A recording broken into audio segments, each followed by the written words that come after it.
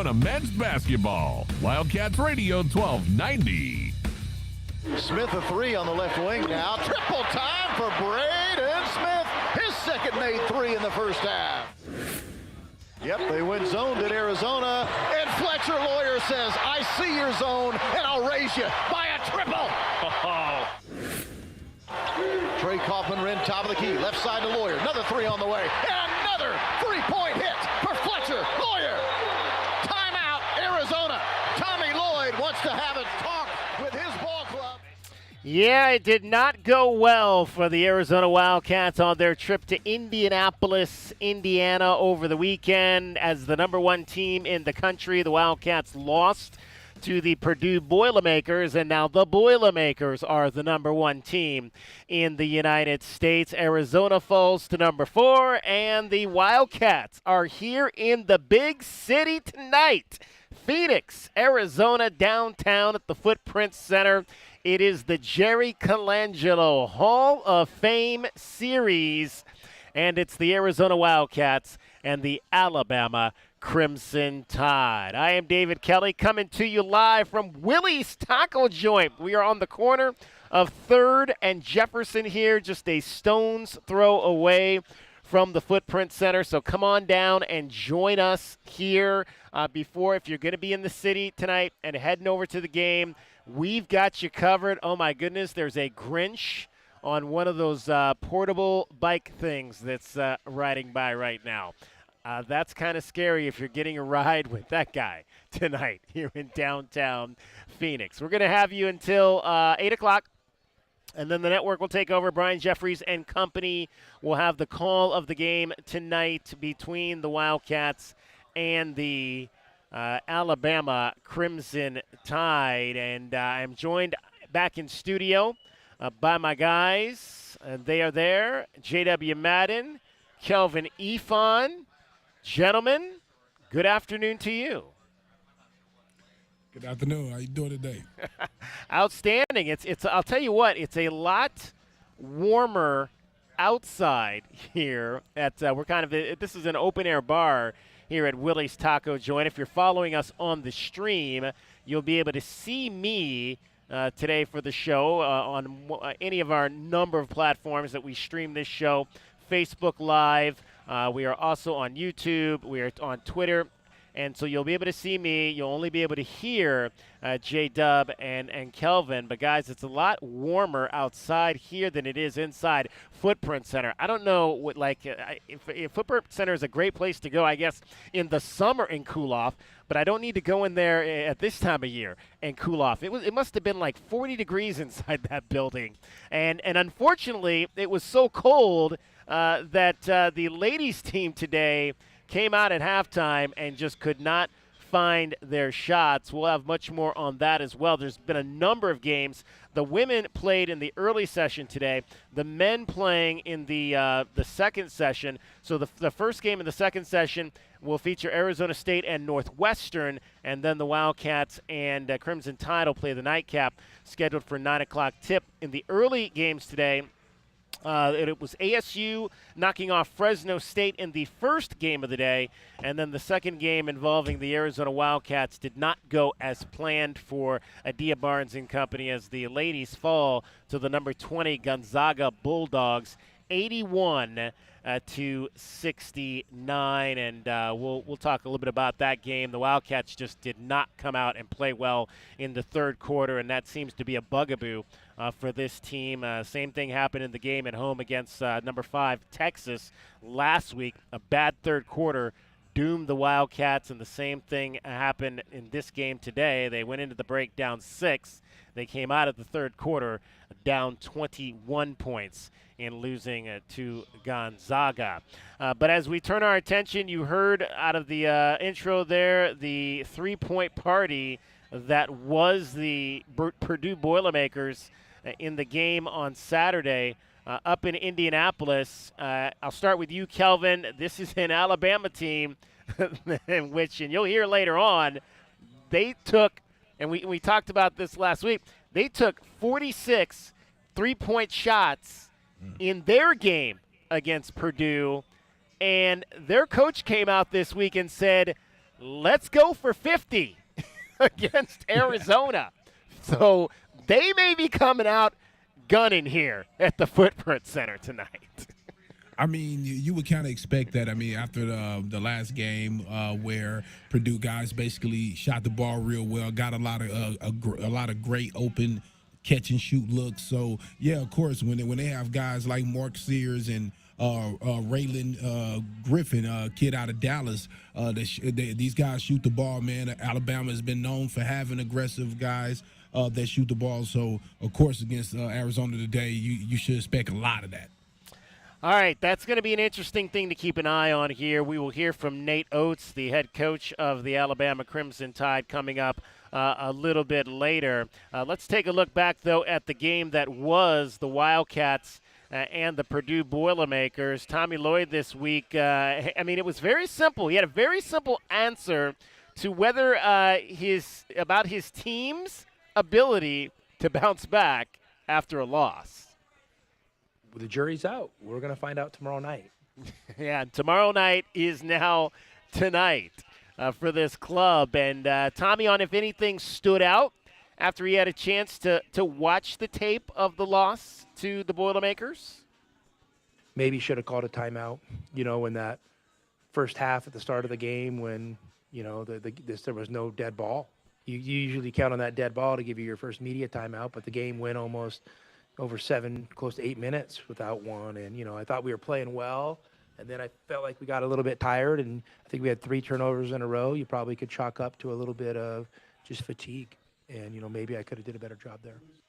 Guys, very interesting, that comment that Tommy made there about not taking a timeout in that stretch of play that went on for some 8 minutes to the under 12. I mean, normally, like you mentioned, the timeout is under 16. The next timeout is under 12. They didn't get the first timeout till under 12. Very interesting. Your thoughts on his decision maybe and what he said. Should he have taken a timeout during that stretch and why that would have been important for the team? Well, I think that he's right. He should have called the timeout. The team was going on a run. He could tell that his guys were a little fatigued. He wasn't able to get the subs in. So call that timeout and kind of stop try to stop that run and get a play for your guys so they can get reorganized a little bit. So, again, that's something that you can look back at and say what you should have done. But, again, that's a good coach looking at it and saying that, you know what, next time if I'm in that situation, that's probably exactly what I'm going to do. Yeah, DK, just to explain to listeners out there who might not understand, under 16 is the first dead ball. Yeah. Under 16, there's a timeout. And then there's the under 12 and under 8 timeout. Well, in that game, there was a foul on Colin Boswell with 16 minutes and 5 seconds left in the first half. The next dead ball took place at 11:47. So, in essence, they had 2 TV timeouts back to back, and neither of them occurred until 8 minutes had passed on the clock. So that's why you saw those 3 consecutive turnovers. Second guessing whether or not to take a timeout there. Clearly, those are fatigue turnovers, Kelvin. I mean, a couple of those a little bit lazy. But it's such a weird situation, Kelvin. I mean, have you ever been in a game where there wasn't a dead ball between the under 16 and under 12? I don't even know if I've ever seen that happen before. No, and usually guys will foul just to get Yeah, right. Go out there and foul somebody. Yeah, we need to get to the sideline real quick and take a break because pull on your shorts. Especially in a game like that, when you're talking about Purdue, you got number 1, number 3 team in the nation battling. Your energy level is out the roof. I mean, your second win is a little hard to get when you're feeling that much energy. And obviously, this was the first time that the Wildcats had lost a game. We're starting the season with 8 straight wins. You lose your first game. Tommy was asked if the game film looks any differently after that first loss of the season. I mean, everything's a learning opportunity. And, we played a really good team that played really well. And, we obviously made some mistakes, areas we wish we could have done things a little bit better. But I think that's every game. So, we're not going to make too much of it. And, it doesn't feel good. And we're a program with high expectations and high standards. So, losses are always tough. But we'll be all right.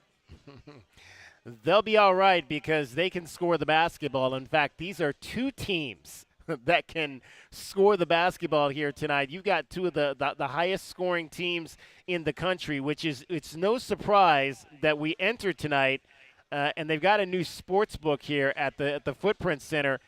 The over-under is 180, and that's kind of where I anticipated that it would be when you have two teams, guys, that are averaging 90 points per ball game.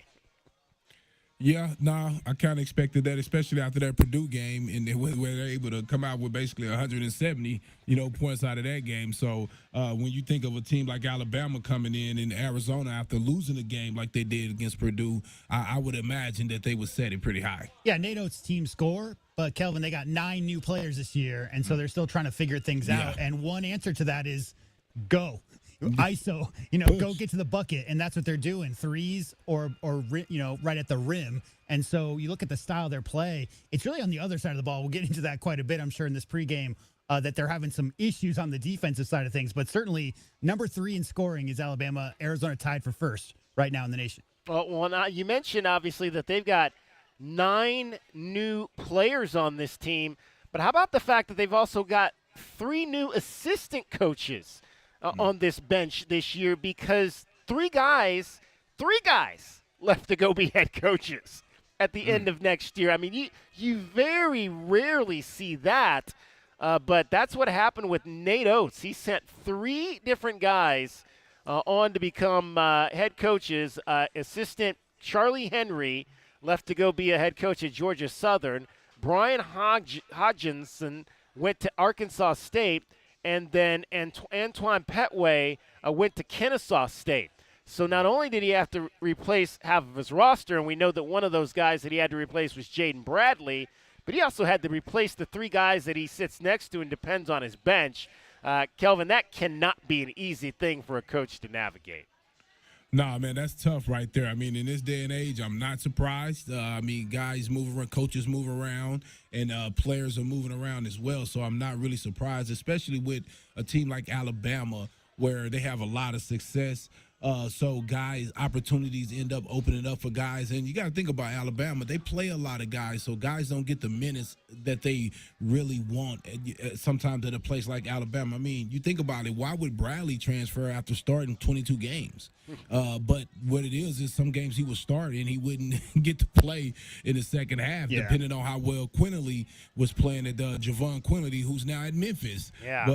But how well that he played. So, guys end up leaving, but bringing 9 guys in and losing 3 coaches, I mean, I can't believe they're 6-5 right now. Yeah, it's like a victim of your own success, right, TK? Yeah. I mean, think about it like this.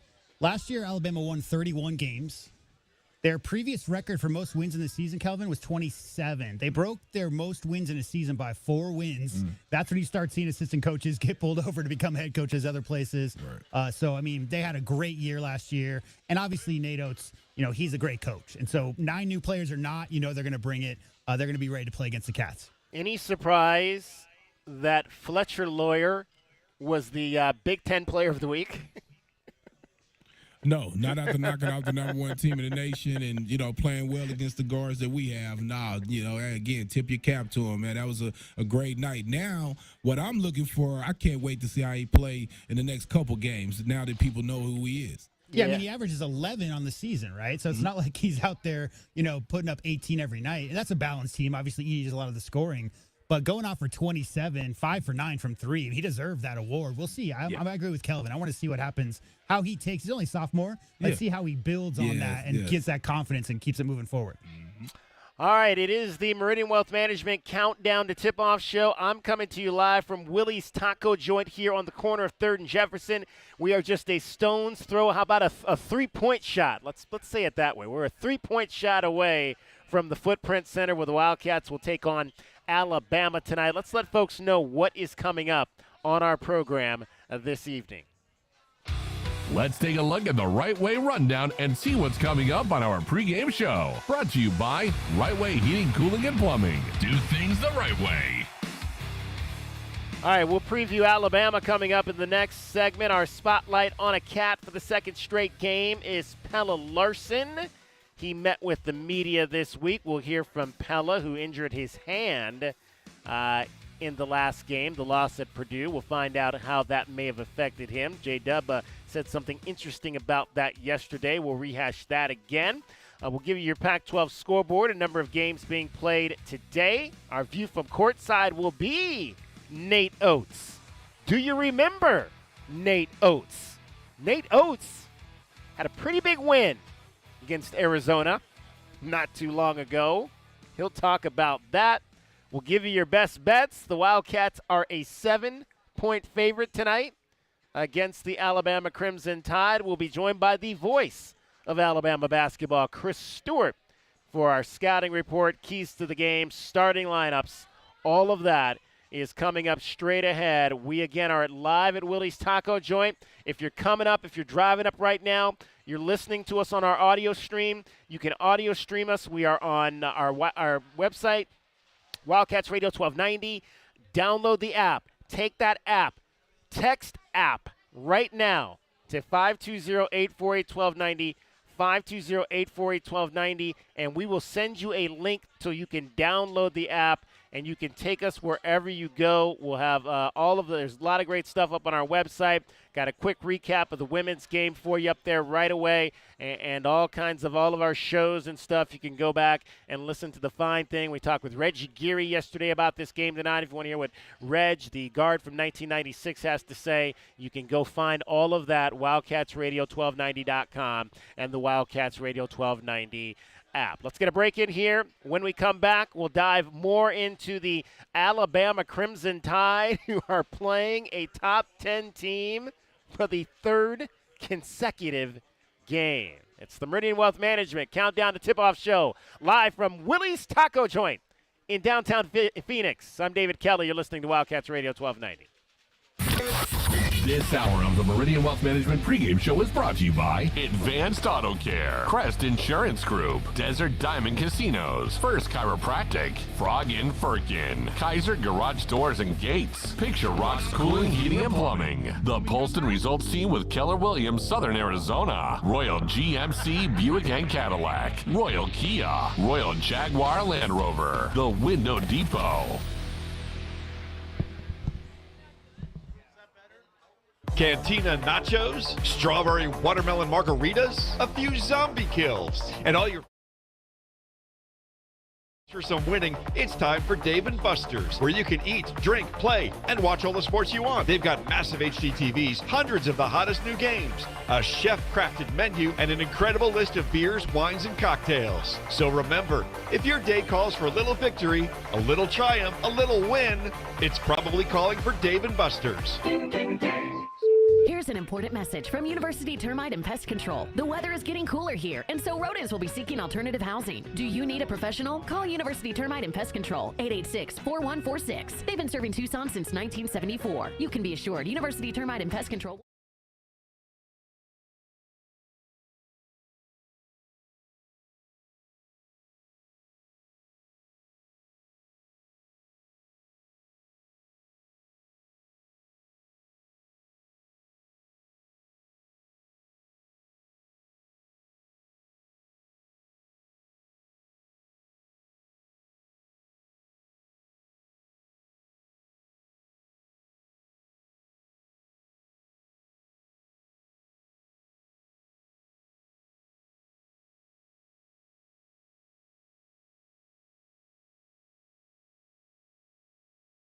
WindowDepot.com. The Window Depot, more than a window store. The new Blue Whale Car Wash, formerly Octopus Car Wash, is now open. They're locally owned and operated and offer many ways for you to save. Start now by downloading the Blue Whale Car Wash app. I'm then just gonna visit their talk on this website right now at to see if it's going out over the stream at all. bluewhalecarwashaz.com to find a location near you. Don't forget to follow them on Instagram and Facebook for even more savings. And for a limited time, their exterior-only wash is $5 at all 4 locations. From the family at Blue Whale Car Wash to your family, Merry Christmas and Happy Holidays. At Nova Home Loans, we believe everyone deserves the opportunity to enjoy the independence that comes with home ownership. Whether you're a first-time home buyer who needs down payment assistance, have less than perfect credit, or looking to refinance, Nova has a variety of home loan programs for your unique situation. Visit NovaHomeLoans.com or call 800-955-9125 to learn more. Not a commitment to lend or extend credit. Rates and available loan programs are subject to change without notice. NMLS 3087, BK 0902429, Equal Housing Opportunity. Does it feel like the price of everything is going up, up, up? We can't control the price of gas or groceries, but at Royal Buick GMC, we never add market adjustments, even while other dealers add fees because inventory is limited. At Royal Buick GMC, you can rest assured you won't pay market adjustments, and we stand by our transparent online pricing. Royal Buick GMC, the dealership that's different. OAC plus tax, title, license, dealer installed options, and $529 doc fee. Royal Buick GMC, in the Auto Mall and at RoyalTucson.com.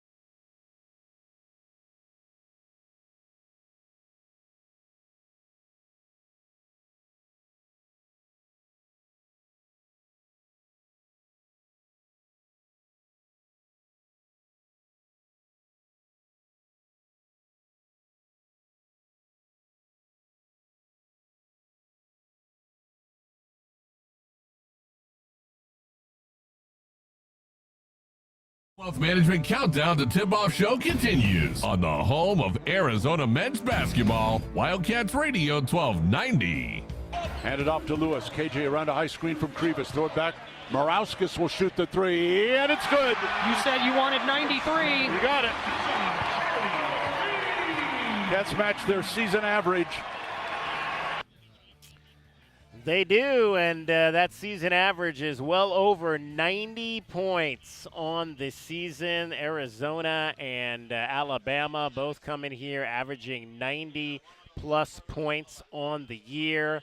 And so expect a track meet maybe between these two teams tonight if they're coming up to the Footprint Center. Welcome back to the Meridian Wealth Management Countdown to Tip-Off Show. I'm David Kelly. We're coming to you live from Willie's Taco Joint here on the corner of 3rd and Jefferson, just a 3-point bucket away from the Footprint Center, where the Wildcats will take on the Alabama Crimson Tide tonight. And again, these two teams can score the basketball.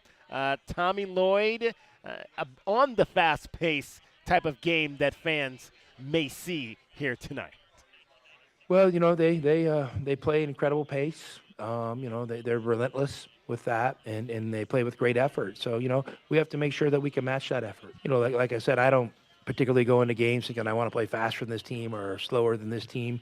We're going to go and we're going to play, how we're trained to play. And so obviously we're comfortable getting up and down, as are they. So, the game could be an up and down affair. I don't know. But sometimes you play these games and the score ends up 65-61. So, we'll see. We just got to do an incredible job playing with a great effort. Obviously getting back and setting our defense. They obviously are comfortable shooting a lot of threes, and just find you always got to strike a balance between guarding the 3-point line and protecting the paint. It's a tough balance, and so it's going to be an incredible challenge.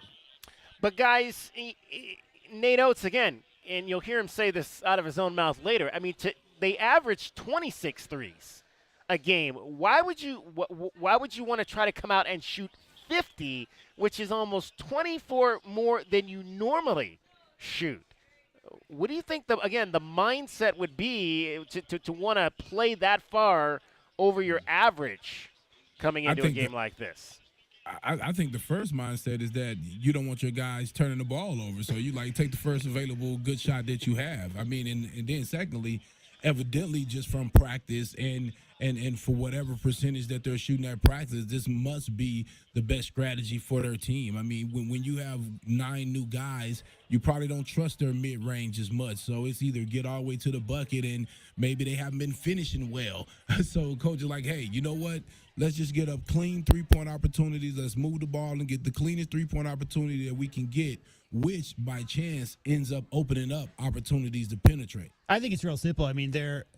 His philosophy, Coach Oates, is about layups or threes, right? And they don't have Umar Ballo on their team to push on Zach Edey, so they don't got nobody inside. And getting those layups against a 7'4", 310-pound guy who fills up a lot of space, clearly Coach Osh's decided, hey, we're not even going to mess with that in there, Kelvin. We're just going to shoot from out here and just see how many we can make. They they were pretty close to winning that game. 19 out of 46, I think, is what they made, DK. So it ended up being a good idea. But, I just think it was as simple as they just didn't want to mess with what was going on in the paint.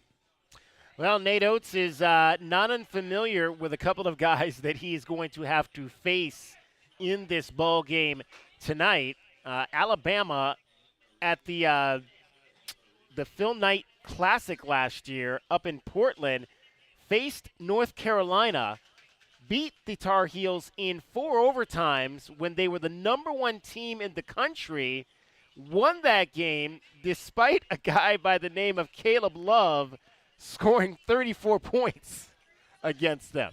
And then in their final game, what they didn't want to be their final game of the season, but as it turned out to be their final game of the season, they were knocked out of the NCAA tournament by San Diego State, and a gentleman by the name of Keshad Johnson scored 8 points and grabbed 6 rebounds in that game. So Nate Oates knows a little bit about having to face Caleb and Keshad. Yeah, Caleb Love's one of the best scoring guards in the country. He went at us in that Carolina game. And that was a tough, hard-fought game. Went 4 overtimes, and he's talented, and he's playing really well for Arizona right now. So, we don't have too many guys on this team here this year that actually, Sears and Ryland would be the 2 perimeter players that would have a chance to be matched on him that played last year. And then Keshad Johnson, they're a tough, physical, great defensive team at San Diego State. He was part of that. He's the best rebounder in the country for players 6'7" or under.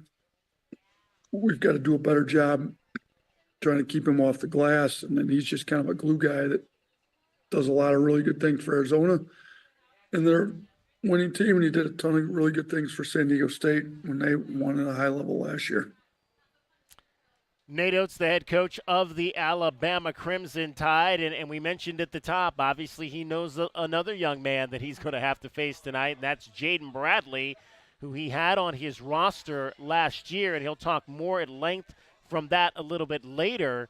But Tommy Lloyd on Bradley, Caleb, and Keshad all having had experience with this Alabama team last season. You mentioned JB just jokingly about the scout, but also Caleb and Keshad played against them last year. Right? Have you guys get them in a room together? No, we haven't got them in a room. We're in a room together all the time, but we haven't got them in a room together and shine the light on them and ask them to tell us the secrets to victory. Nothing like that. So no, we have coaches that do that stuff, and our players are always engaged in every decision we make. So. But nothing crazy. Kelvin, is that the biggest, I guess, overrated? I don't know if overrated maybe is the right word, but guy comes from one team to another team, plays his former team, and everybody expects that he's going to be the guy doing the scout for this game. Yeah, no, not necessarily with the coaches. A lot of times, though, you will with your teammates. You'll tell your teammates, hey man, watch out for that guy, man. He's a better shooter than his stats may show. Or hey, watch out for that post guy right there. He can really run. So it's little things that you talk about, especially about guys that you respected from your former team. So it's little things that you say, but not necessarily to the coaches, as far as the official scout is concerned. Yeah, Kelvin, it's not like you go and you'd be like, well, Nate Oates here, when you get a 3-quarter out of bounds, he's going to run this or run that or run that. But you could be like, hey, my boy over there, he really likes going left, or make sure that he doesn't get turned over his left shoulder when he's on the right block. Now you're right, J-Dub, but I will say this. When you're in game or when you're doing the scout in practice, you're going to tell your guys, now the one thing that is different about this team is that there's 9 new guys. Right. So it's not like I could give you a little edge on, but I do know the plays, especially for Bradley and the other 2 guys who had to scout from playing against those guys. So if I do see something during the game, I'm going to say, hey, watch for that going to the corner, and they're going to set the down screen and come back. So, of course, little things like that, but I think that's going to be more in-game, and you may have talked about it a little between bit. the players, right? Now, you're not standing up in front of the coaching staff saying, I don't like your scout here. so. Let me tell you what's up. No, I don't think so. Yeah, that's. I mean, I think that's all. That one of those things that it always comes up in these instances, but never really is like you said. It's something I think the players can communicate on inside of a games. But yeah, I think that's why you got guys like Jack Murphy on this staff, and Ricardo Foys, and Coach Rob, and all those guys. I mean, they know how to dissect what is happening, and I'm sure if Jaden Bradley wants to lend an ear to whoever is in charge of the scout, he certainly will have the potential to be able to do that and help in any way that he can. Once again, I want to remind folks, we are at Willie's Taco Joint here downtown Phoenix, getting you set for the Wildcats and the Alabama Crimson Tide. My guy Jay Russell just walked in. Have a seat. Have a seat here, Jay Russell. You know, you can't just come here and I'm not going to put you to work. You know, my guy Jay Russell from Burn City Sports. Got a nice little suede jacket going here. Jay Russell, my guy. Oh, snap. What is going on, brother? I'm doing well. I would have been over in the cut kind of chilling. I didn't know he was going to pull me on like this.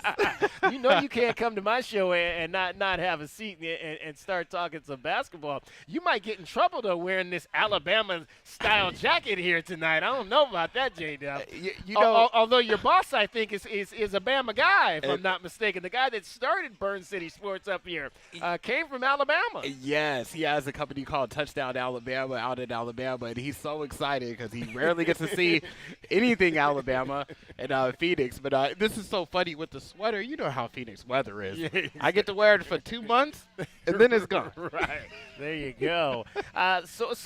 Again, we had you on a few weeks ago. Burn City Sports starting up here, digital operation. What are you guys looking at with this game tonight? Are you covering both teams, both ASU and Arizona? Yeah, you know, we mostly focus on Arizona State for the most part type of thing, but I saw this as an opportunity saying, like, you know what, it's on ESPN tonight.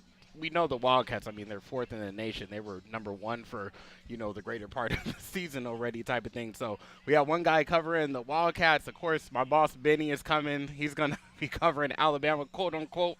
We'll see if he's, you know, non-biased or not there, but we'll see there. And then we have our reporter, too, covering Arizona State. So, but this is great. I mean, it's right in the city. You got you got three of the teams that, you know, we really cover for our company, so it was a win-win. So what do you guys do around these games? Are you doing shows? Are you just covering and writing stories? What are you guys doing?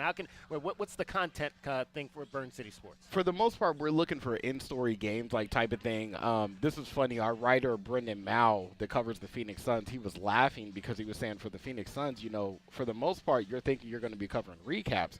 I mean, in 1 week, we had a Draymond kick. Yeah. I mean, punch. Punch, right, you know, everything is going on. So I'm like, you know what? One writer can't do all of this. So, you know, social media-wise, we were trying to post it on there. Last night I was at the Coyotes game when they were playing the Senators. And initially, the Coyotes went down 3-0. Yeah, hell of a comeback. And you're thinking, like, well, let's go ahead and write this up type of thing. And then out of nowhere, you know, they started running. They had 38 shots on goal, so the effort was there. It's just, you know, sometimes it just doesn't go in. Like Kevin Durant always says with the Suns, you know, the ball always bounces. Like, you know, it's a make-or-miss league type of thing. So, but basically, I mean, you can catch us on social media for Burn City Sports. We have different Burn City Sports Suns. We're working on Diamondbacks. We're working on Cardinals. So we're a small operation, but we're expanding. Right now we have, I believe, 5 writers. But with my background, you know, that's how we met through sports anchoring together. Right. So I'm able to lend my expertise in as well. All right, so we haven't seen Arizona State yet. They're going to be playing Northwestern tonight. What do you know about them? What's Bobby Hurley got going on? I know they've kind of been up and down, but they've had some games where they've been down and been able to rally and win late. Well, that's the thing with Bobby Hurley. I was reading from our writer, Zach Tipton, that he was basically saying that, you know, Bobby Hurley was saying that, you know, they played one top 25 team all season type of thing. And he's saying that, you know, our record doesn't really, you know, showcase. Like, you know, people should think a lot better than us we are. And in my head, I'm just like, Bobby, if we weren't in the same state as the Wildcats, you know, you could say that. But, you know, you got the Wildcats. I mean, I watched that game. It was so funny. I remember it so vividly with the Wildcats. I remember we were covering the Phoenix Suns and, oh, my gosh, what's his name? The Wildcats were playing at Duke.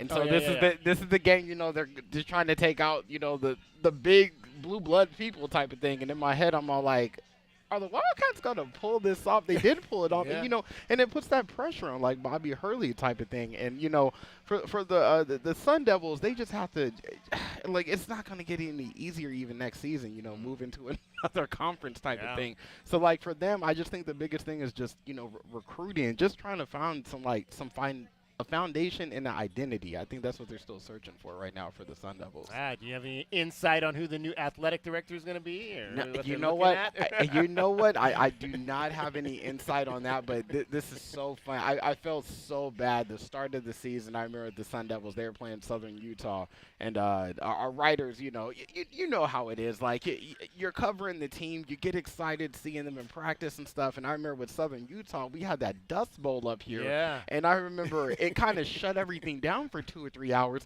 and the Sun Devils were making, you know, strides type of thing, but then Southern Utah actually made it a game and almost won. Right there, I said, you know what? That's the season right there.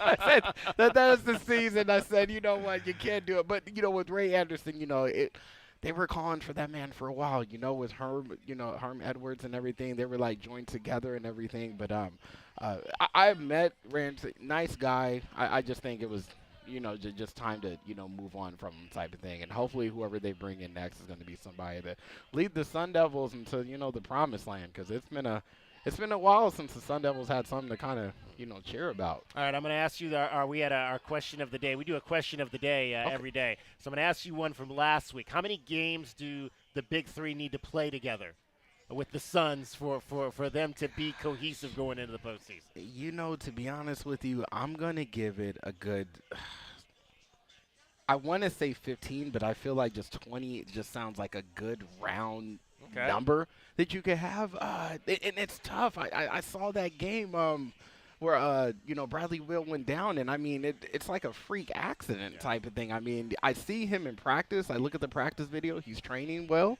But when it comes down to it, I mean, Kevin Durant shouldn't have to be putting up 40 points. Like, he's not at that point in his career where he's able to, you know, sustain. And this is December. If we were talking about maybe April or May, okay, KD, we're going to need that 40. And then against the Blazers last night in the losing effort, I'm kind of looking at, you know, and then that's the thing, too, you know, with these big threes that formulate, we saw the same thing in Brooklyn. You know, with James Harden, Kyrie, and Kevin Durant, when they all got the ball, it was like, well, do you want to take it? Do I want to take it? You know, and that's the thing. They're all scorers. You know, and I get this, too, with Devin Booker and everything. We you know, he's getting a lot of assists for the game. But when you're passing it to KD, you're going to get these assists for the game. You know, and it's going to be the same thing with Bradley Booker. And I really feel like, you know, the Suns right now, I saw that talk about that, too, that, you know, should they make another move right now? And it's like, well, do you make another move and we don't even know what we have already type of thing. But I will say that something that is missing, though, like, you know, if Nurkic gets in trouble and foul trouble type of thing, you're bringing in Drew Eubanks. No disrespect to Drew Eubanks, but, like, it's so funny seeing the NBA now that they bring in somebody for a 5, and I'm like, that's a power forward. That's not a center. Like, when I see, like, and that's the thing, he's older and stuff, like, you know, a DeAndre Jordan or a JaVale McGee, but I look at them as a center. You know, but I really feel like it's going to take, like, a good 15 to 20 games, just them together, get the rotation down, too. I mean, it's kind of weird, even with Damian Lee, some of the benches out as well with the Suns. So, you know, you got to get everybody healthy. Grayson Allen's been hurt, and, Eric Gordon's missed some games as well. That's what my guy J-Dub back in the studio, he said he thought 15 games would be about 15? The minimum they would need. Fans, though, voted about 25, 26 would be what they need. Hey, appreciate you stopping by, brother. Yes, brother. I appreciate it so much. Live. You heard him taped last week, but now he's live. He's on the video stream right there. Jay Russell from Burn City Sports joining us. All right, let's get a break in. We'll come back. It'll be that's going to let's see. That's going to wrap up that was our first look at the game. That'll wrap up our first look at today's game. That's been our first look at today's Arizona men's basketball game. Brought to you by The Window Depot. Lowest prices and biggest inventory. Shop thewindow.depot.com. This is the Meridian Wealth Management Countdown and Tip-Off Show on the home of Arizona men's basketball. Wildcats Radio 1290.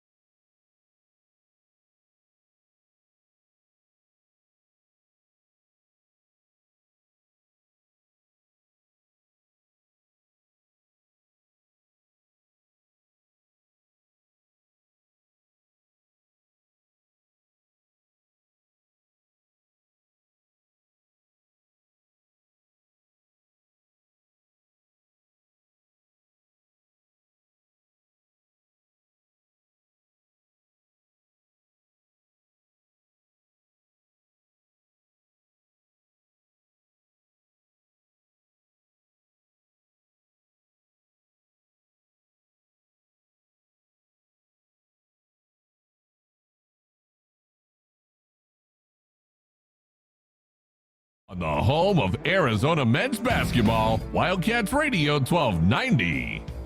Our pregame show Spotlight on a Cat is brought to you by O'Reilly Chevrolet. Get more with O'Reilly Chevrolet. Outlet to Boswell. Front court right, Larson stop and pop a three. Pella with a Lexus of Tucson charity three. He just strolled into that three like he was out for a Sunday afternoon walk. 4 for 4 outside the arc today for Pella Larson. Yeah, that was the Wisconsin game, but Pella got hurt early against the Purdue Boilermakers, and really just did not find his shot in terms of outside in that game. He has still, though, made 15 of his last 20 shots over the course of the last 3 ball games. Has Pelle Larsson, the senior wing out of Nacka, Sweden, comes in averaging a career best 12 points, shooting a career best 62% from the floor with an assist-to-turnover ratio of 30-14. So things from that respect going nicely for Pelle Larsson. But again, coming off the game against Purdue, and Pelle in that contest had in that game went 2 for 5. I'm sorry, Pelle in that game went 5 for 7 in the game, scoring 10 points to go along with 6 assists, 5 turnovers. We had a chance to hear from Pelle this week on that loss and tonight's game against Alabama. We saw early in the game it looked like you were holding your hand or wrist. Like, did you just land on it awkwardly? Yeah, I just went up for a rebound and tried to catch my fall and just landed a little bit awkward. Did that affect you in any way the rest of the game? No, I don't think so. It's just kind of the things that you go through during the season? Yeah, basically. I mean, I don't know how many times you've, like, jammed your finger playing basketball, but, like, happens all the time as a part of it. Tommy was talking about that balance between guarding the 3 and collapsing down inside. Obviously, that was kind of a big theme in the Purdue game. What did you learn from watching the tape of that game about how you guys can strike that balance, or maybe cover your perimeter assignments a little better? Yeah, I mean, we just have to probably be one step ahead all the time and close out a little bit harder, take that initial catch and shoot 3 away, and then we got really good defenders. So if we do that, from there we'll probably be in a pretty good spot. What was challenging about those first 8 minutes and no dead ball, playing kind of all the way through until the under 12 timeout? Yeah, I mean, it was obviously like a lot of up and down, and it's hard to get for the coaches to communicate with you before the first timeout, and it was loud, and I mean, like any good game, but it was a tough game and it was a good experience. Last year and the year before, every time you guys would come off a loss, it seemed like you responded well and often had some of the better performances of the year. This wasn't so much a bad performance, this loss, as maybe some of the ones last year, but are you expecting the same kind of bounce back that look at it as we don't want that to happen again? Yeah, I mean, I didn't think we played that great. So I think we had a lot of things that we want to make up, and you don't want to lose any game. So anytime you lose, you have like a little extra motivation for the next. A game like that, and you face somebody that is maybe on a different level than you, like a mid-major or just somebody that's kind of schedule filler. How is this a different opportunity to bounce back against a team that's been a 1 seed in the NCAA tournament and is a really strong program? I mean, to me, it's just more fun, like to play teams like that really challenge you. And Alabama is a great team, good challenge for us. So it's just more fun to play, better teams always. When you say that you didn't think you played that great as a team, what were some of the areas that you thought weren't great? I mean, I think they punked us a little bit in the beginning, rebounding. And then we had a few balls not fall our way. So, yeah, they shot a lot of open shots, threes as well. Their guards got going off of that. So just a few, like, one step too late kind of things. What clicked with the zone? Because it felt like it was really working for you guys. Yeah, I mean, we just want to give them a different look sometimes. And we're just trying to be aggressive. Anytime we do defense, is just to be the most athletic, aggressive defense that we can. So I'm glad it gave us a little bit of confidence in that, and hopefully we can use it. What's your thoughts on just Alabama and matching up with that kind of up tempo? They also run really fast. Offensive rebound really well. What kind of jumps out at you? I mean, yeah, I think it's those two things that you said. Like they a lot of guys go crashing on the glass and they run and shoot a lot of threes. So, it's going to be a lot of long rebounds probably. So we got to just box out, everyone do their job, and we'll be in a great spot. How does it work for you guys as players when JB was on that team last year? Caleb played against him, Keyshawn played against him. Do you all talk about any of that stuff? Like, oh, this guy can do this, or watch out for that? Does that happen? A little bit, but I mean, I feel like the coaches do like a great job telling us and learning the scout and then giving us advice. So usually, the coaches cover everything and there's not much to add. I mean, every team every year is different too. So. In this day and age, you guys transfer all the time. Do you think it's a big deal for Jaden to play this game against this team particularly, though? Or?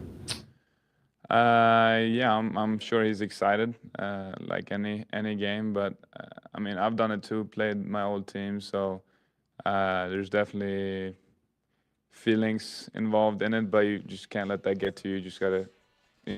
He's with us now, and we're with him, so we just gotta focus on that. Time for two more here. You have back-to-back games in NBA arenas. Anything different about that? Anything more fun about that? Different with Nice the to meet you. sightlines? David Kelly. I don't know.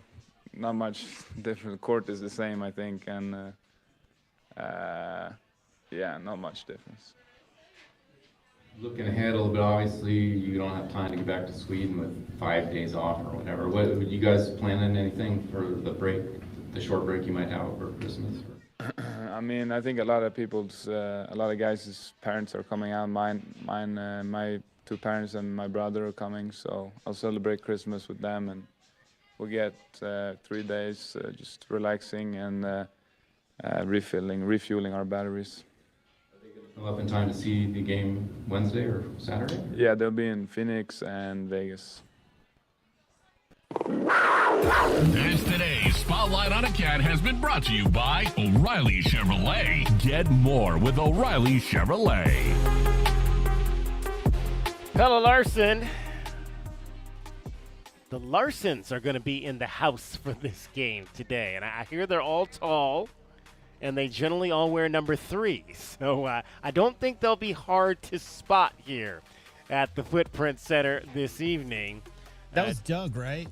Doug texted us during the afternoon show, and he said, "I seen a bunch of tall people wearing your jersey at the Pac-12 tournament up in Vegas." Exactly. They support their guy, and so it'll be fun to see them in the house. It's always good when the international players get to have family in tow. I remember a few years ago when Tout and Azulis Tubelis' mom came out and surprised them. They didn't know she was here, and they walk into Tommy's office, and there's their mom, and it's always fun when you have those opportunities for these guys to get a chance to see their parents, I would imagine, obviously, a lot of those parents don't get a chance to get over to the United States that often and to see their sons play. And then Zoo almost broke the McHale scoring record. Exactly.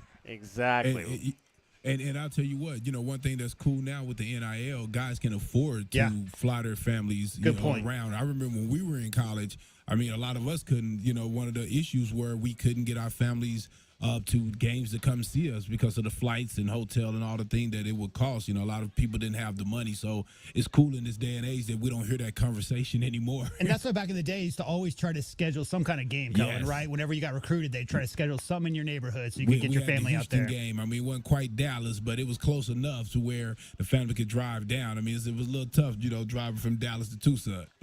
And I want to go back to something that J-Dub said yesterday, Kelvin, and get your thoughts on this. When we saw that Pelle took that fall early in the ball game and kind of jammed up his fingers, and we didn't really see him shoot very many shots from distance in the game against Purdue, and maybe that was a large reason for that, was because he maybe didn't feel comfortable with the flex on his hand, so he was basically just driving the ball to the basket, and just kind of how an injury like that, when you jam up a finger, it can affect your shot.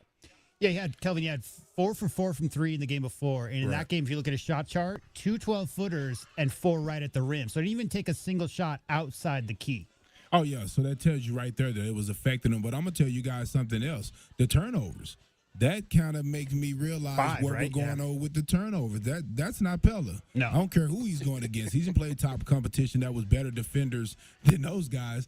So to see him turn the ball over like that, to me, it had more to do with his fingers. More to do with the turnovers than the shot. Because he don't shoot a lot of threes. And he's a tough guy. He's not about to say, "Oh, my finger's hurting." Wow, wow, wow, wow. That's not who Pella Larson is, right? No. So we will never know like how bad it. But all I can do is look at the shot chart, and you're right. Those 5 turnovers, very uncharacteristic. Yeah, and again, coming off a game where he, made 4 3-pointers and didn't take a single 3-pointer in that ball game, you have to wonder why that was the case. This will be the 3rd straight game that Alabama has played against a top 10 team. We spoke that they lost to Purdue, and in that game was up in Toronto, and then they went to Omaha this past Saturday. We were watching that game at the end of our show last week. They ended up falling in that game to Creighton. So they're going to end up playing number 4, number 8, and number 4 in a week's time. And the Wildcats, of course, have had a vaunted schedule of their own as they played a top 10 Duke team. They played a top 10 Purdue team. They played a ranked Michigan State team. They're going to play a number 14 Florida Atlantic team coming up this weekend. Tommy Lloyd this week just on these tough December schedules and how they test your ball club. We want to see where we're at. And by no means do we feel like we're a finished product or, obviously we're not invincible. We want to go out and test ourselves. And these December schedules kind of stack up like this sometimes. You get a couple of these Saturdays in December where you can play some marquee games. TV wants it, and it seems like people are more willing to schedule these this time of year. They've tested their team a little bit in November, got through their MTE. They want to play a couple tough games in December before they get to conference. So it just kind of plays out that way. And if you throw a tough game in midweek, well, then you're probably going to end up with three or 4 tough games in a row, and that's where we're at. Yeah, and guys, it's fun because it's everybody. Again, it's Alabama, it's Arizona. We saw what Purdue did with the number of ranked teams that they've played. It seems like it's across the board this year that we're seeing a lot of these top 20 teams playing games against each other, and that's good for the game of college basketball. Right now, Kelvin Ifan is watching his Baylor Bears take on the Duke Blue Devils, so that's another one going on right now as well. There you go, Baylor and Duke. And we saw Baylor coming off a big loss to Michigan State last week. So, just a lot of good marquee games going on right now in college basketball. All right, it's the Meridian Wealth Management Countdown to Tip-Off Show. We're coming to you live from Willie's Taco Joint, just a 3-point shot away from the Footprint Center. It's Alabama against number 4 Arizona tonight with tip-off coming up at 9 o'clock. We'll have much more in our second hour. This is the Countdown to Tip-Off Show. I'm David Kelly along with Kelvin Ifan and J.W. Madden. You're listening to Wildcats Radio 1290. This hour of the Meridian Wealth Management pregame show is brought to you by Advanced Auto Care, Crest Insurance Group, Desert Diamond Casinos, First Chiropractic, Frog in Firkin, Kaiser Garage Doors and Gates, Picture Rocks Cooling, Heating and Plumbing, the Polston Results Team with Keller Williams, Southern Arizona, Royal GMC Buick and Cadillac, Royal Kia, Royal Jaguar Land Rover, the Window Depot. Thank you, this sir. is Natalie Fernandez of Meridian Wealth Management, and I'd like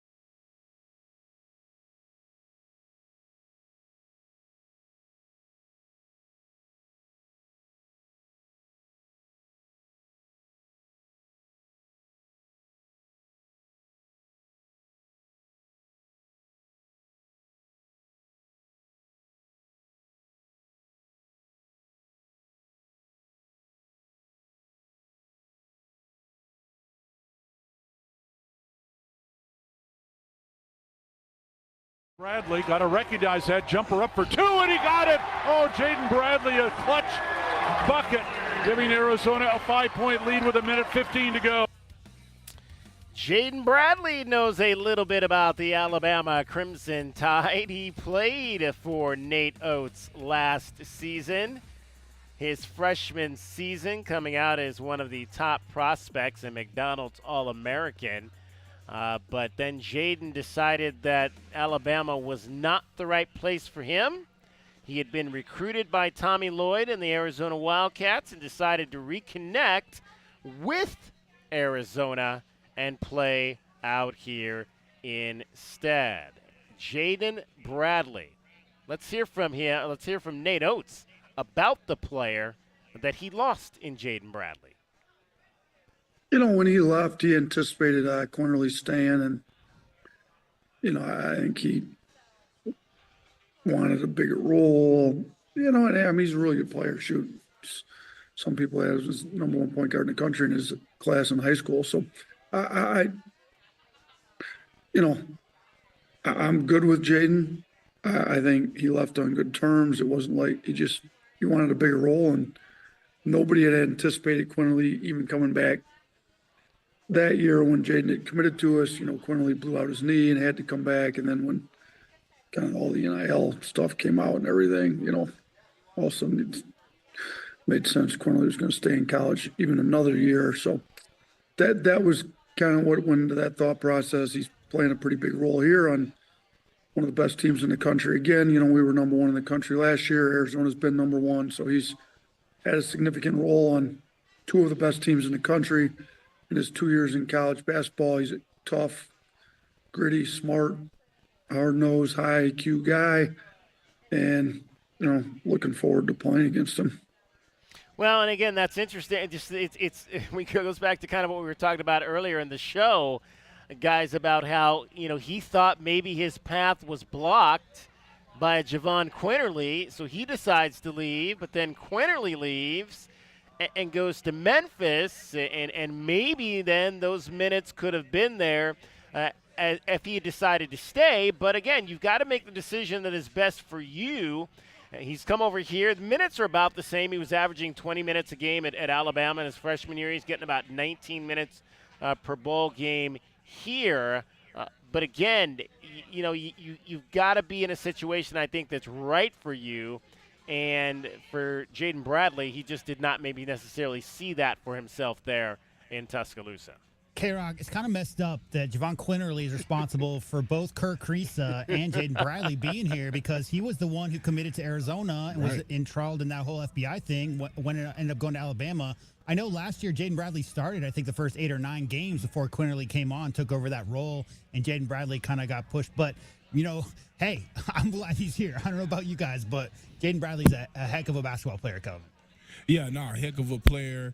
Sometimes when you're in those situations and when you're at like Alabama and you're not sure what's going to happen in the situation, you look for other opportunities. And I think him looking at Arizona, the style of play, he just felt more connected to it. And I also think that maybe the development of, seeing guys, the development of, what Coach has done with some of the guards, I think it made him, want to be around that as well. And obviously Coach Oates is all about threes and at the rim, right? And what if Bradley's, right now his strength's mid-range. So, right. I mean, and not only that, but he really likes passing the ball around. So that's definitely much more of a straight line drive, get to the cup, ISO style over there with Mr. Oates. So again, we're obviously not in Mr. Bradley's head, but glad he's here in Tucson and has quite a few years left to learn under this coaching staff and really take his game to the next level. Averaging 4 points, 2 rebounds, and 2 assists in those 19 minutes per game. Jaden spoke earlier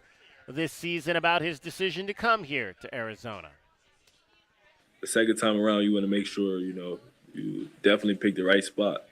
So being familiar with, Coach Lloyd and Coach Murphy and all those guys, were familiar with me. And so it was just an easy transition kind of. It's kind of like I already knew those guys and already familiar with the system. So it was a good fit. How similarly are the two systems, playing at Alabama and then coming to Arizona? Does it seem like a guard-oriented system there? Yeah, for sure. Both, elite guards, both play fast. We had some great players, that moved on to the next level. 3-4 guys that's in the NBA. So, just learning their work ethic and, the stuff that they did every day to get to the next level. I take bits and pieces from that and, try to bring it here and, give it to my teammates. And hopefully, one day everybody on the team can get to that next level. You mentioned there were a lot of similarities between the two programs, Arizona and Alabama, but what was the difference that made you want to jump to Arizona? Just helping my game, fit it better. There was some aspects of Alabama that you, weren't able to do, and you can do it here. So, just that kind of aspect. It wasn't nothing too big, or just more. I feel like Arizona can help me, show and progress my game more than Alabama. That's really it. All right. 520-848-1290, 520-848-1290. We'll take your calls as well on the Meridian Wealth Management Countdown to Tip-Off show tonight. If you're headed up to the city to see tonight's game, tips off at 9 o'clock. Still plenty of time. The first game of the night session, which is Arizona State and Northwestern, is about to get underway at about 6:30, and then the tip-off at 9 o'clock for Alabama and Arizona. 520-848-1290. Let's talk to Doug. You are on the Meridian Wealth Management Countdown to Tip-Off show, Wildcats Radio 1290. Hey, fellas. It's a pleasure and an honor as always, especially pregame. I don't normally call pregame, but I was going to call last time before Purdue, but I thought, you know what? We're undefeated. I don't want to jinx anything, so I didn't call pregame. But we lost anyway, so now I feel like I can call pregame. Does that make any sense? There you go. Doug, there you go. You can call anytime, man. You can call anytime. No, I appreciate it, but their sports superstitions take precedence sometimes, so you know how that is. But yeah, I'm most of the way up to Phoenix right now. I'll drive safely, don't worry. But yeah, I just thought I'd call in real quick. I thought it was interesting you talking about all these NCAA tournament matchups between players, and it never even occurred to me until you guys were talking about that Keyshawn Johnson actually ended Jaden Bradley's season, and now they're teammates. Yeah, exactly. Like San Diego State knocked out Alabama as an upset. I think it was a 4 or 5 seed against a 1 seed in the Sweet 16. So I think, with the transfer portal being as crazy as it is, I think we're going to see a lot more of that, where, guys that are on a roster together are going to be facing off against guys that they have baggage against. Wasn't that our bracket, too? Weren't we in line, if I remember correctly, to eventually play Alabama if the Wildcats had not lost in the first round? You guys remember? Oh, man, I can't remember now. Yeah, I don't remember. You know what I remember? I remember Jaden Bradley got 5 minutes in that game. 5 minutes in that game versus San Diego State. Because Alabama was the number 1 seed in the South, and Arizona was the number 2 seed in the South. So, I mean, it would have been it would have had to have been in the regional final. But, yeah, I mean, Arizona, San Diego State was the 5. And so I think it would have been Arizona, Alabama had both teams gotten to the final. Yeah, I've gotten out of the habit of looking ahead in the brackets too far because there's just you know that the road is too bumpy to get there. No, you just don't want to count your chickens before they hatch on that. It can just get you really disappointed. But it's funny because follow the team as long as I have. It feels like no matter who we play in the non-conference, I have some kind of personal connection to that team. And so I was just going to tell you my quick Alabama story, if I could. Yeah. We're coming off 2 of the greatest seasons up to that point, the 2 greatest seasons in U of A basketball history. And so 1990 comes around. I'm a student at the U of A, and we're going into the NCAA tournament. And all I know is we win games, and the Sweet 16 is like a given, And so, Sweet 16 is like a given.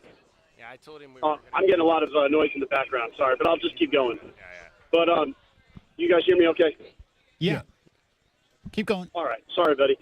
Yeah. So my buddy and I decided, you know what? Even before the tournament starts, we're buying our tickets for Oakland, California, because that's where the Sweet 16 was going to be. And sure enough, we play Alabama in the second round.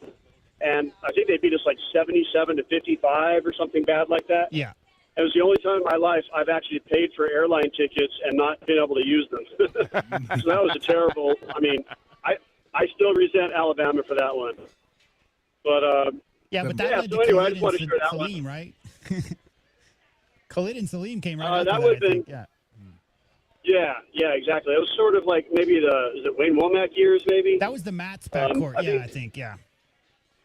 Okay, yeah, Ostic and Mielbach. There you go. But anyway, I'm heading up there. I'm not going to catch tip-off on this first game, but I'm definitely going to be rooting for the other Wildcats for the next 2 hours. Northwestern. And then ready for the Northwestern Wildcats, and then get ready for our game. It should be a fun night. It's going to be indeed that, Doug, and enjoy your time up here to watch the game tonight between the Wildcats and Crimson Tide. We always appreciate your call. All right, guys. Maybe I'll call you afterwards. Thanks a lot. Yeah, stop by. Fair We'll enough. be here after the game at Willie's Taco Joint if you want to walk through here on the way to your car. Of course, it'll be about an hour. Oh, yeah, after you the said game. it's a jump shot away, so yeah, I'll have to check that out. There Sounds you good. go. There you Sounds go. good. All right.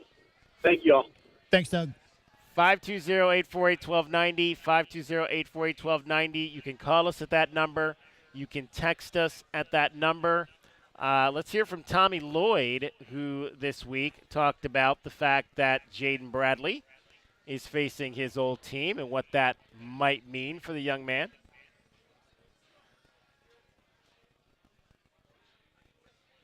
Nothing in particular. Jay Nicular, he's a pretty low-key guy. He never seems to get too high or too low. No, I mean, Jaden's a competitor. I'm sure he's going to want to play well. And I'm sure they'll want to play well against him. But, I mean, I know this. I mean, this is one of those transfer situations. There's no bad blood on either side. So, it's just a decision Jaden made. And, I mean, I've talked to Coach Oates about him, and I think Coach Oates really likes him as a person and a player. It just didn't work out there. So we're fortunate he's with us now. But we haven't made a big deal about it. A guy in that situation, do you talk to him about, hey, don't get too fired up, et cetera, or is it maybe because of the way guys transfer so much, is it not that big a deal? I mean, I think it's probably a case-by-case, deal. And, I just make sure that they're okay with it and let them know that, hey, we support them and love having them here. And, let's go out and, we don't need him to, be a hero. We just need to go out and play good team basketball. And he's part of that. So you have kind of talked to him about that? So. I mean, maybe in passing here and there, but nothing. I don't, call a meeting or anything in particular. Nothing formal. They have a lot of new guys, and that's how college basketball is year to year. So, I mean, Jaden, is pretty quiet, for the most part. So we haven't asked Jaden to get up and give a scouting report or anything. Nothing like that. Indeed, like we said at the top, he's not giving out scouting reports. But again, Jaden, it was interesting, guys, and let's dive into this. In fact, we'll wait and dive into that a little bit in the next segment about Jaden and the role he had kind of in the second half of that game on Saturday, the loss to the Purdue Boilermakers. It is the Meridian Wealth Management Countdown to Tip-Off Show. We're coming to you live from Willie's Taco Joint. It's located on the corner of 3rd and Jefferson. We're right across the street from the Footprint Center. We've got 2 games going on here tonight. Arizona State's playing Northwestern. That game will start at 6:30. Arizona is going to take on Alabama. That game tips off at 9 o'clock. We've got you till 8 before the network takes over. We'll be back here at Willie's after the ball game for the Meridian Wealth Management post-game show. We'll commiserate on hopefully what will be a rebound win for your Arizona Wildcats.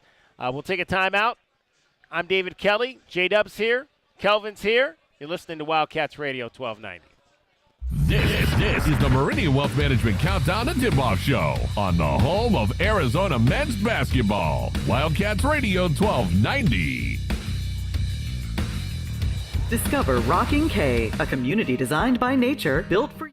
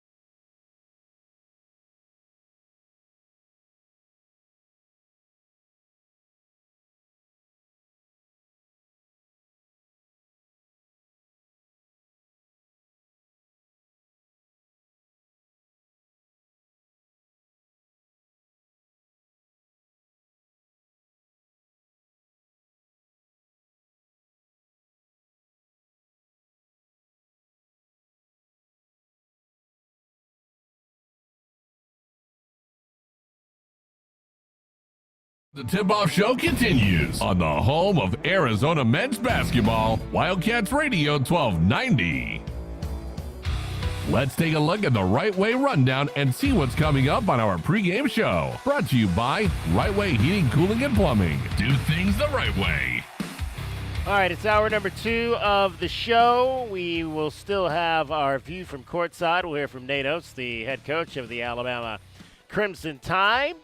Pest of the game. Who is going to be that guy that gets underneath the skin of the Arizona Wildcats in this game tonight? Our opponent scouting report will be given by Chris Stewart. He is the man who will call this game on radio for the Alabama Crimson Tide tonight. And we'll have our keys to the game as well. I mentioned best bets. The over-under is 180 on this game this evening. We're coming to you live from Willie's Taco Joint at the corner of Jefferson and 3rd here, downtown Phoenix, just a 3-point shot away from the Footprint Center where this game will take place tonight. It is the Meridian Wealth Management Countdown to Tip-Off Show. It's also brought to you by Dave & Buster's, the best place to eat, drink, and play while watching tonight's game on national TV between the Wildcats and the Alabama Crimson Tide. You can definitely do that for sure. All right, guys, I want to go back to last game.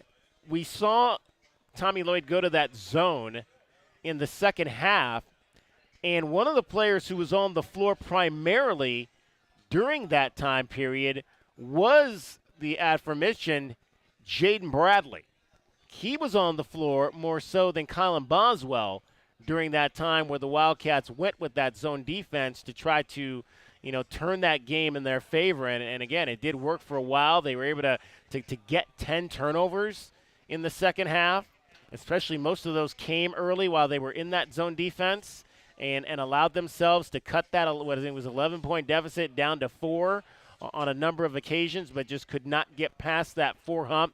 Had a wide open tray out front from KJ Lewis with the 4-point deficit. That if he makes that, maybe you're down 1 and you've got a chance to potentially take the lead. But shot didn't go, and they went down and scored on the next possession to retake the lead. But why do you think Jaden Bradley was the right choice for that zone defense that Tommy Lloyd went to at that point?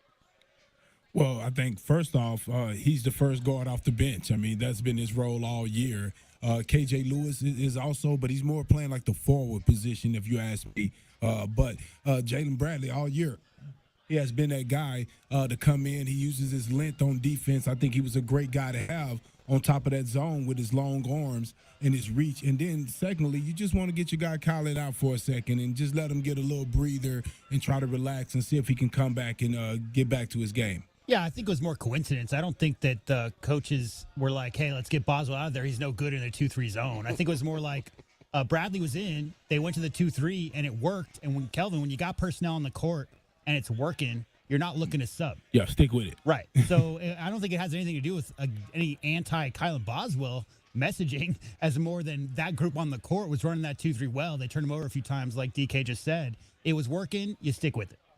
And Tommy Lloyd answered that question this week on having Jaden Bradley in the ball game during that time when the Wildcats were playing zone. No, I mean, I think we put in a lineup and, we were down and we came back.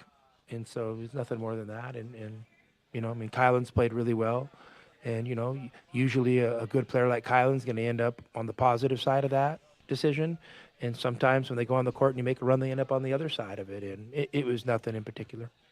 Bradley did have 2 steals, and again, that's one of the things that I talked about that I'd like to maybe when we were kind of having a discussion of individual players and what you'd like to maybe see them do better or make an improvement. And for me, it was I think that when you want to go and try to ramp up your defense, Jaden Bradley is the kind of guy that can help you do that because of his length, and we saw that. I think during that stretch when he was able to get those 2 steals and allow the Wildcats to get their transition flowing. And we've talked about how the Wildcats offense is so much better when they can get out and get those easy shots. where they were able to get there. So we'll see maybe if we continue to see Bradley in some of those defensive settings when the Wildcats maybe are behind or need that defensive push to potentially try to get them back going on the offensive end of the floor. Kelvin, he seems like one of those guys who's deceptively long. Like you might see an offensive player think he could get a pass and sneak a pass by him, and man, no, that the arms are longer than you think, right? Yeah, and I also think, as you heard Coach Oates says, he's a high IQ guy. He's not necessarily, you look at him, he's not the most athletic guy. So for him to be a McDonald's All-American, there has to be some crafty about him. And when you watch him play, that's exactly what you see. So there's a certain IQ that he has on both ends of the court that you can use for the advantage of your team as well.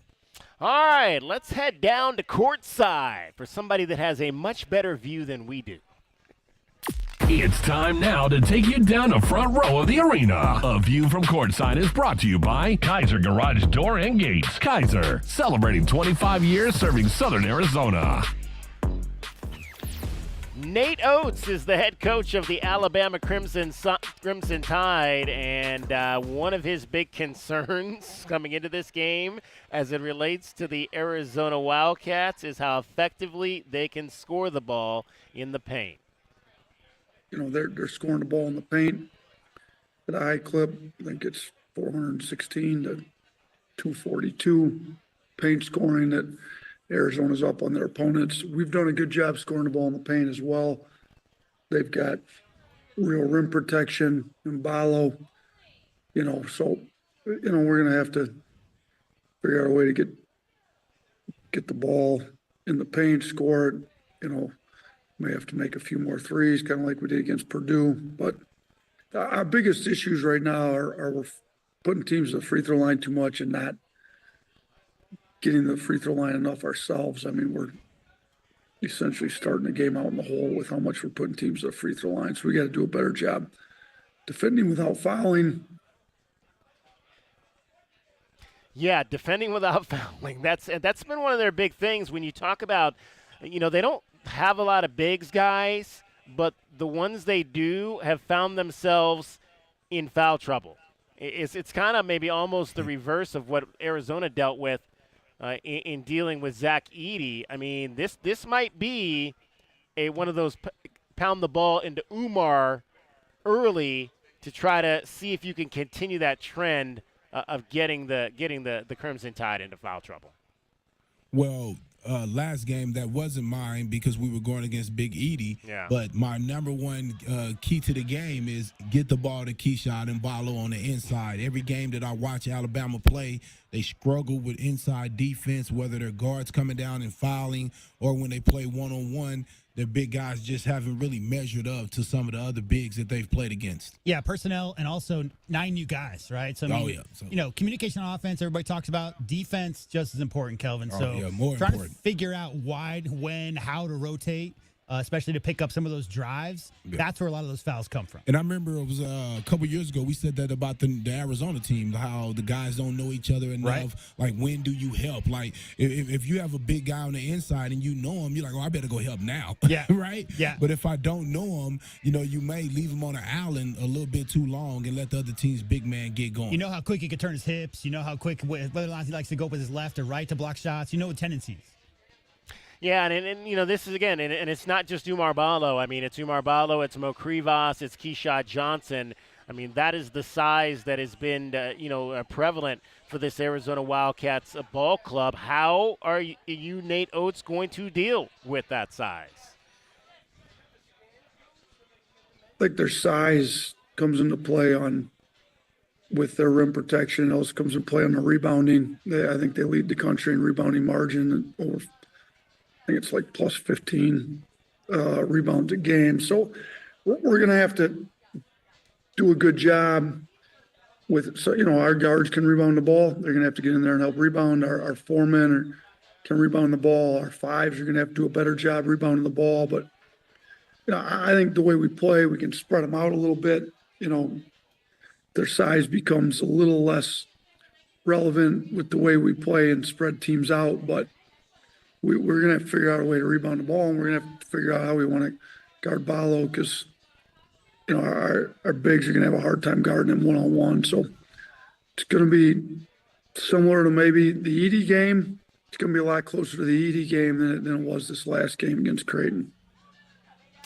And guys, Nate Oates, we are not, you may not remember this guy, but he was behind one of the bigger, shockingly early exits for the Arizona Wildcats in program history. We thought we lost to Princeton last year, but prior to that, Arizona suffered a lopsided loss in 2018, if you remember, to the Buffalo Bulls.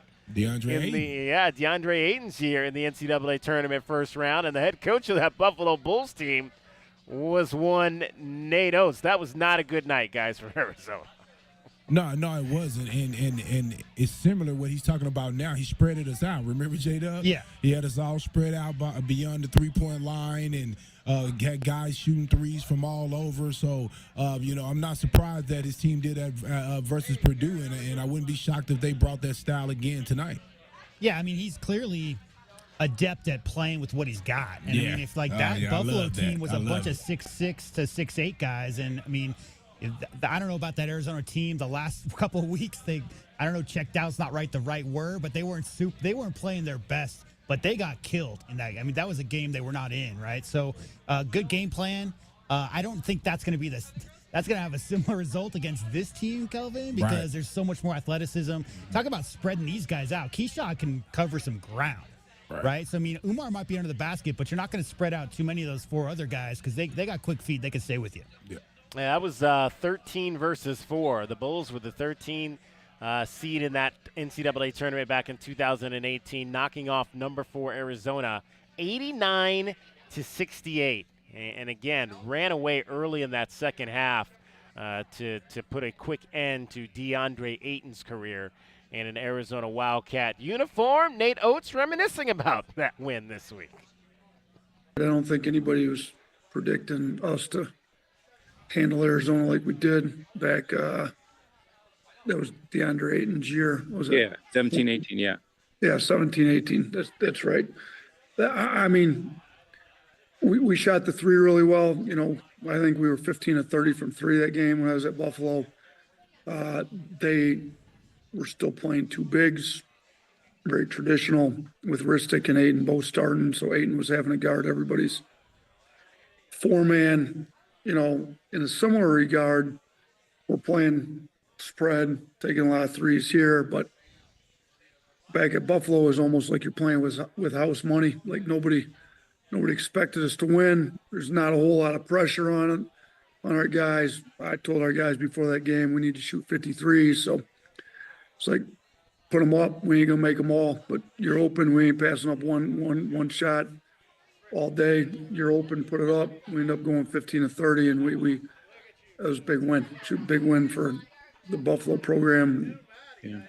I think here our guys at Buffalo believed we could win that game. I think here, but nobody outside the program expected us to even be in that game. Here, I think people expect us to be in this game. Yeah. Have a shot to win. It's a little different. There's a little more pressure on us here than there was playing at Buffalo, but styles aren't that much different. We're going to shoot a lot of threes. Shoot, I haven't told our guys we got to get 50 up, but I wouldn't mind getting 50 up. We got 46 up against Purdue, and offense wasn't our problem. I did think defensively, and back then it was Coach Miller, now it's Tommy, and they're definitely different. But in similar regards, Tommy's playing a lot faster, but they're both punching it into pretty good bigs. And I do think our guards back then in 2018 were able to pressure their guards. Yeah. It made it difficult to throw the ball inside. I think our guards are going to have to be really good this game. I don't think this team at Arizona relies nearly as much as that team on having to punch it into like Ristic and Ayton, but they definitely want to punch it into Ballo, and he's good when they punch it in there. So there's going to be some similarities between the two games.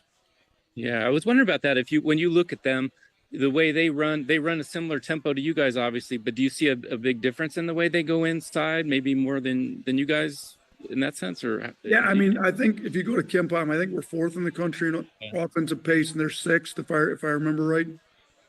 I think they're getting theirs off turnover. They turn people over a lot more. Off turnovers are running it. They're also racing it up and trying to duck the big end and punch it into the big right out of the gate, where we're racing it up, trying to leave the lane open, let our guards get downhill, shooting threes earlier in the clock. You know, I think they're in the 300s for 3-point rate, like 302nd, 303rd. We're, you know, I'm not sure what the exact number is right now, but we typically have been one of the highest 3-point rates in high major basketball. So in some regards, it's similar, and we're both wanting to play fast.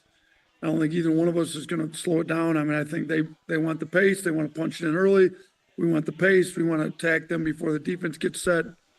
We got to try to keep the ball out of the paint on their post duck-ins early. I'm sure they're going to try to keep the ball out of the paint with our drives early, and we'll see who wins. But they shoot. Paolo can run. For a big fella, he can really move and get up and down the floor pretty well.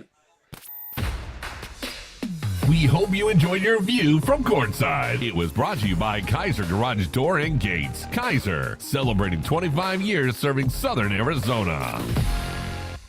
All right, let's get a break in here. We'll come back. We'll give you our best of the game. We will check the scoreboard around the rest of the Pac-12. Arizona State is just getting underway against Northwestern in the first game of the night session here tonight, and the Wildcats and Crimson Tide will follow that. It's the Meridian Wealth Management Countdown to Tip-Off Show. We're coming to you live from Willie's Taco Joint right on the corner of 3rd and Jefferson, right across the street from the Footprint Center where tonight's game will take place. We got the trolley going by there, the Valley Metro heading towards Chase Field. It's on that stretch of bars that sits between the Footprint Center and Chase Field. So stop on by as you come to the arena tonight and join us for a little Mexican food and tequila margaritas and all that good stuff. I'm David Kelly along with J.W. Madden and Kelvin Efon. You're listening to Wildcats Radio 1290.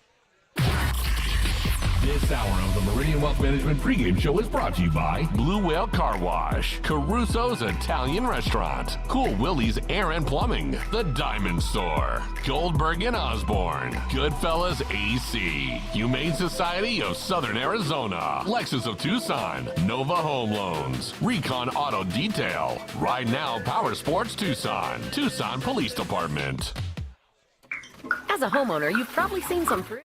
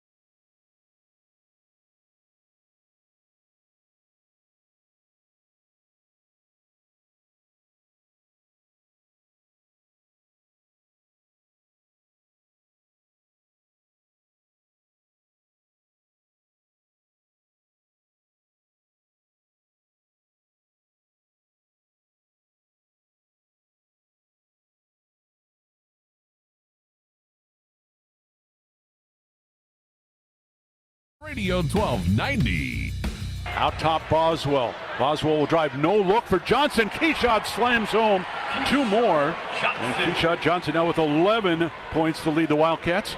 The Pac-12 scoreboard is brought to you by Mesquite Valley Growers. Mesquite Valley Growers. Real growers, real experience, real nursery.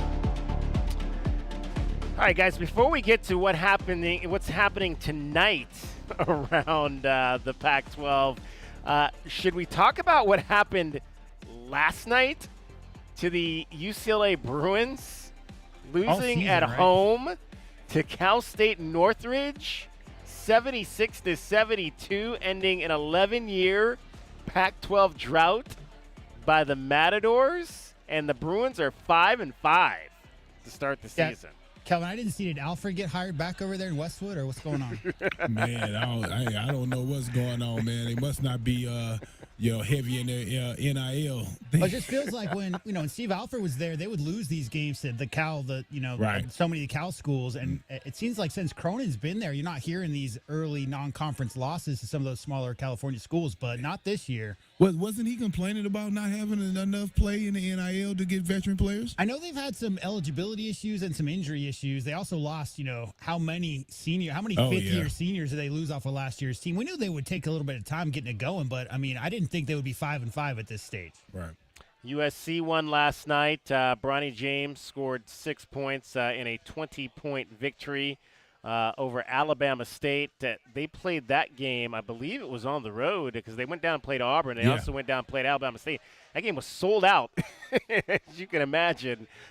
People coming to see Bronny James play, and that was coming off their loss to Auburn over the weekend. They fell 91-75. So the Trojans are also 6-5 now on the season. 4 games on the slate, 1 game in progress. That is the game that is happening right next door at the Footprint Center right now. The Hall of Fame Series, the Jerry Colangelo Hall of Fame Series. Early on, Northwestern at 8-2 is leading Arizona State by a score of 8-4. The Wildcats, the Purple Cats, have a big win on their resume as they were the team that knocked off number 1 at the time, Purdue, to propel the Wildcats into the number 1 spot in college basketball. So the Purple Cats out here in the desert tonight taking on the Sun Devils. Bobby Hurley's crew enters at 6-4. Also starting up at 7 o'clock, it'll be Bellarmine at Utah. The Utes are 8-2 on the year. Alabama and Arizona here in Phoenix. The Wildcats at 8-1. Alabama enters at 1-4. All 4 of their losses have come to top 25 teams this year. And 1 game is final on the board. California gets their 4th win of the season as they knock off San Diego tonight. UC San Diego, that is, by a score of 71-67. So a good win for Mark Madsen and company as they kind of continue to try to rebuild that program up in Berkeley. Let's take a look quickly of what's happening along the top 25 tonight. Not a lot of games all told. No finals yet on the board. You mentioned early on the game between Baylor and Duke. There's about 8 minutes to go in that game, and it is Duke, number 21 in the country, leading number 10 Baylor 57-56. The Bears have lost just once this season. They are 9-1. There is one other top 15 matchup tonight at the Jumpman Invitational in Charlotte. North Carolina at number 11 will be taking on number 7 Oklahoma. The Sooners are one of the remaining undefeated teams in the top 25 as they enter with 10 wins to 0 losses. Creighton, who beat up on this Alabama team, they didn't beat up on them. They won by 4. But they knocked off Alabama on Saturday. The number 12 Creighton Blue Jays will take on Villanova tonight, and that game will be in Omaha. That is a check of your scoreboard. That's been the Pac-12 Scoreboard, brought to you by Mesquite Valley Growers. Mesquite Valley Growers. Real growers, real experience, real nursery. Hey, DK. Yes. Real quick, going back to that Buffalo loss, Kelvin, I think we're a little disrespectful. At least I feel disrespectful in calling it the Ayton game, okay? Because that was Chase Jeter, Parker Jackson Cartwright, Dusan Ristic, Keanu Pinder, like all those guys. That was their last game, right? So, I mean, I feel like Parker, started 4 years? More or less? Or actually didn't because TJ was here. But, yeah, I mean, we always think of it as the DeAndre Ayton's only game in the NCAA tournament. There's a lot of really good Wildcats in that game. Unfortunately, went home early. Yeah, disappointment that night. I remember watching that game at Mr. On's up in on Oracle that evening, and when you looked at that, I'm pulling up the box score right now. DeAndre 6 of 13, scored 14 that night. Dusan actually didn't have a bad night, 7 of 8, 16 points. Wildcats went 2 of 18 from 3. The Bulls went 15 of 30 from 3. Yeah, in 2 that of ball 18. game. There it is right there. Yeah, that was. We talked a lot about Dusan on the pre- and post-game show, Kelvin, during that stretch. Yeah, we did. Dusan Ristics. Alonzo Trier also that night did not have a good game. 4-15 from the floor for Alonzo. Missed all 5 of his three-point shots as the Wildcats lost that night, 89-68. This is the second straight game that the Arizona Wildcats will play in an NBA arena, having played at the Gainbridge Center in downtown Indianapolis on Saturday, and now the Footprint Center here in Phoenix tonight. Tommy Lloyd this week on playing back-to-back games in NBA arenas. Listen, McHale's the size of an NBA arena, and we played in it every day, so I think we're fine. The only thing is, this time of year, it seems like every event you play in has a different sponsor for the ball. So, you're switching balls, every game. But, other than that, I don't think there's anything. The Purdue players were complaining about the ball that you used in that game. Was it different? I don't know if any of us should be complaining about it because you know what? That's the ball you're going to have to play with in the NCAA tournament. That's interesting. The guys were complaining. I did not hear that after the ball game from the Purdue folks complaining. Guys? What were they complaining about? The announcers too. They were talking about the difference in balls is like a. I know. I'm just saying the way their guys shot the ball, they should use that ball every game. It felt good to them in their hands, yeah, for sure. Yeah, I'm like, what would they be complaining about? Interesting though that obviously. Was there? I don't know, Kelvin. Did you guys play in a lot of NBA arenas? Did you have that chance back when you were on the team? And what was the difference? I guess what's the feel? What's the feeling like when guys go into play in an NBA arena? Just a little bigger. We played in Detroit with the Detroit Pistons. We played Michigan out there. That's a big one too. Yeah, that was a big, huge. Yeah, so just bigger, and then again, how you're a kid when you're growing up, you always want to be in the NBA. So you're in the locker room, so you're more just your eyes are more big, just looking around and can't believe that you're in that situation. We also played in Golden State when we would play Cal. Yeah, we would play at the NBA arena out there as well, but we would get more fans. Sure. than them most of the time. Cal played at the where the Warriors played back in the day.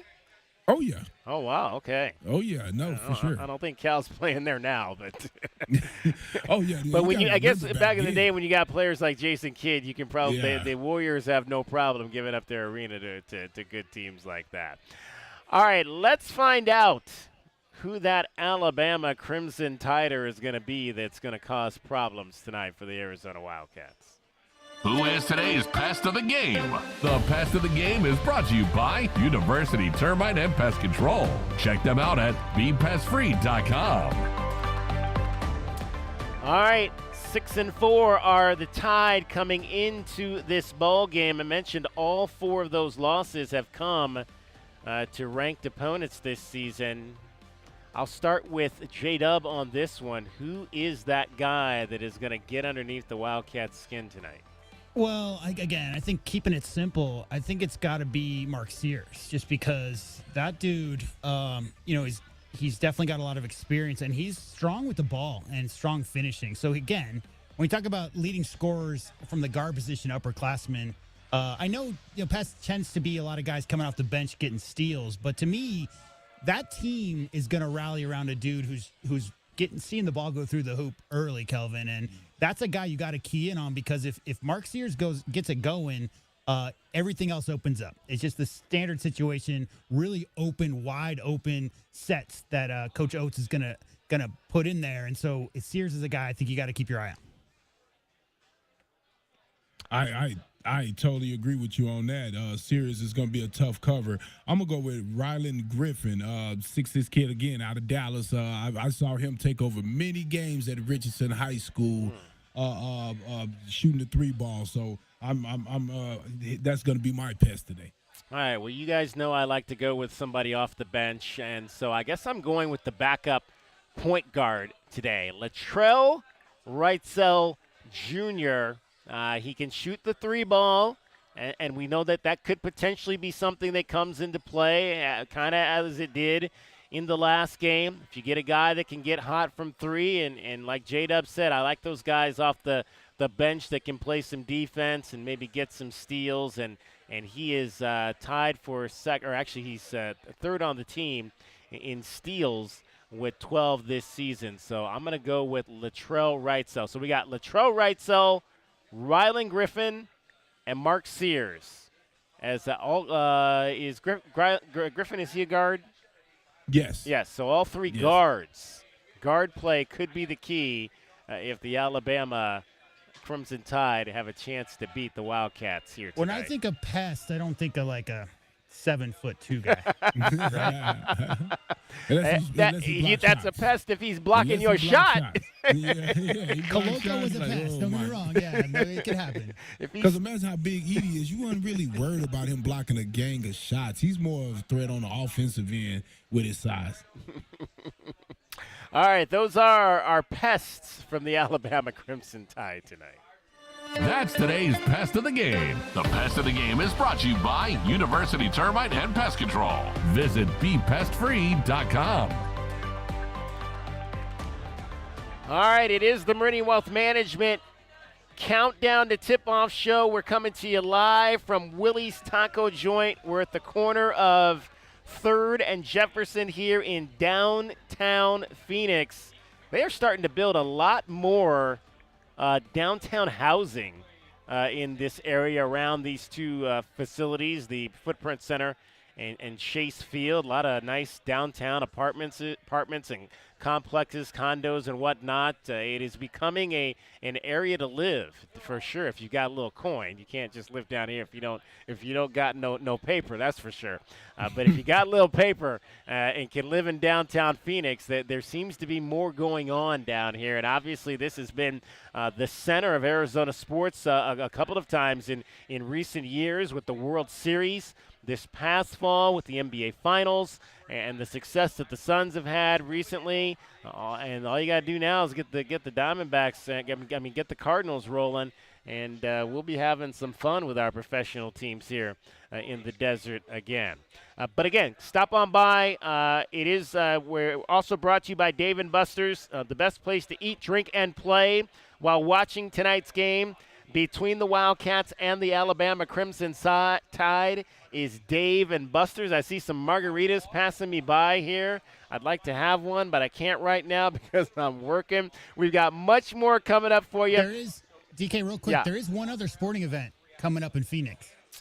Final 4 this year. No, that's right. Final 4 this year is in Phoenix. Final 4, man. Wouldn't that be cool to come home to Phoenix and play in the Final 4 for the Arizona Wildcats? I think this state would be out of control come March, for sure. All right, much more coming up for you in our next hour. This is the Meridian Wealth Management Countdown to Tip-Off show. We've got J.W. Madden. We've got Kelvin Ifan. I'm David Kelly up in Phoenix. You're listening to Wildcats Radio 1290. This hour of the Meridian Wealth Management pregame show is brought to you by Blue Whale Car Wash, Caruso's Italian Restaurant, Cool Willie's Air and Plumbing, The Diamond Store, Goldberg and Osborne, Goodfellas AC, Humane Society of Southern Arizona, Lexus of Tucson, Nova Home Loans, Recon Auto Detail, Ride Now Power Sports Tucson Police Department. Experiencing the natural wonders comes easy at Rock & K, nestled at the base.